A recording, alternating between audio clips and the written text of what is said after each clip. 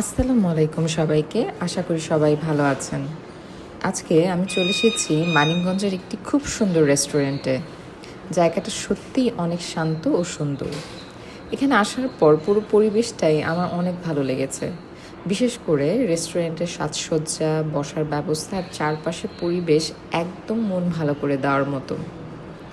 আমরা এখানে কয়েকটি মজার খাবার ট্রাই করেছি এবং খাবারের স্বাদও কিন্তু ছিল অসাধারণ।